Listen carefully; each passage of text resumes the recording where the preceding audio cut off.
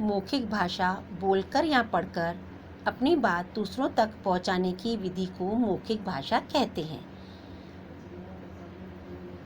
ठीक है बच्चों, बोलकर जब हम अपनी बात दूसरों तक पहुंचाते हैं तो उसे हमें मौखिक भाषा कहते हैं।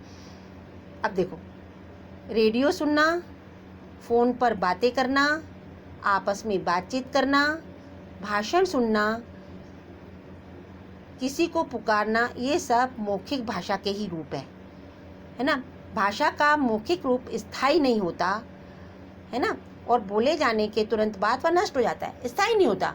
बस आपने बोला और वो ख़त्म हो गया, मैंने बोला आपने सुना, तो स्थायी नहीं होता वो कि भाई हाँ एक जगह लिखा ही हुआ है या एक जगह है ही, तो उसको क्या कहते हैं, मौखिक भाषा कहते हैं। पहले चित्र में दादाजी बोलकर अपनी बात कह रहे थे ना, देखो देखो कह रहे हैं बच्चे से।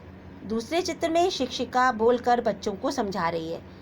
क्या कर रही है शिक्षिका, बोलकर समझा रही है। हम लोग भी आपको बोल बोल के कोई चीज़ समझाते हैं ना, अर्थ होते हैं या बुक रीडिंग होती है तो समझाते हैं, तो बोलकर समझाते हैं। बात करना या बोलना ही मौखिक भाषा है। क्या, बात करना और बोलना मौखिक भाषा के उदाहरण है। आपने मौखिक भाषा समझ ली बच्चों। अब हम पढ़ेंगे लिखित भाषा। लिखित भाषा क्या है?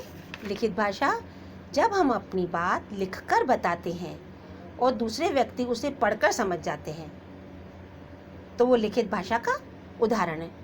मैंने लिखी, आपने पढ़ी, आपको समझ में आ गई, तो वो क्या हुआ, लिखित भाषा का उदाहरण हो गया।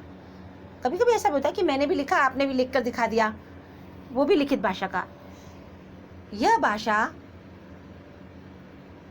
इस भाषा में क्या होता है, हम अपनी बात दूसरों तक लिखकर पहुंचाते हैं। जैसे देखो चित्र में अध्यापिका ब्लैक बोर्ड पर लिखकर बच्चों को समझा रही है ना, और सड़क पर जो तख्ती लगी है आगे विद्यालय है, लिखकर अपनी बात दूसरों तक पहुंचाई। आपको किसी को पता नहीं है कि विद्यालय कहाँ है, लेकिन तख्ती पर उन्होंने लिखकर पहुंचा दिया कि विद्यालय आगे है। तो क्या हुआ, आगे का आप समझ गए, आपने उसे पढ़ा। उसने तो लिखा था ना, उसने तो लिखकर बताया ना।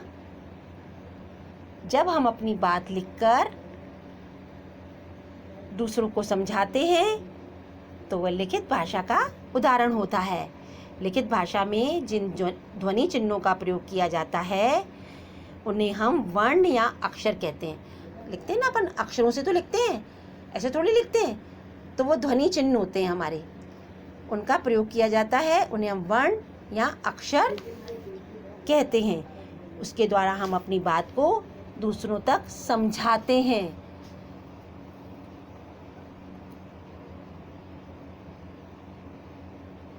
और ज़रूरत पड़ती है तो हम अपनी बात लिखकर आगे पहुंचा देते हैं और अपने भाव प्रकट कर देते हैं। इसे हम लिखित भाषा का उदाहरण कहते हैं। बच्चों, एक भाषा और भी होती है, वह है सांकेतिक भाषा। क्या है वो? सांकेतिक भाषा। जिस शारीरिक हाव भाव या संकेत द्वारा हम अपने भाव या विचार दूसरों तक प्रकट करते हैं उसे हम सांकेतिक भाषा कहते हैं। हम अपने भावों को एक भाषा के रूप में प्रकट कर सकते हैं, वह है सांकेतिक भाषा। संकेत से मैंने हाथ के इशारे से आपको कहा उठो और आप उठ गए, आपने समझा कि मैं मुझे उठने के लिए कह रही हूँ, मतलब आप मेरा संकेत समझ रहे हो, तो ये भी एक भाषा है। न मैंने मुंह से बोला न मैंने लिखा, लेकिन सिर्फ मैंने इशारा किया, संकेत किया और आप उठ के खड़े हो गए, तो इसे सांकेतिक भाषा कहते हैं। मैंने इशारे से कहा आप बाहर जाओ, हाथ के इशारे से कहा बाहर जाओ, तो ये भी एक सांकेतिक भाषा का उदाहरण है। ठीक।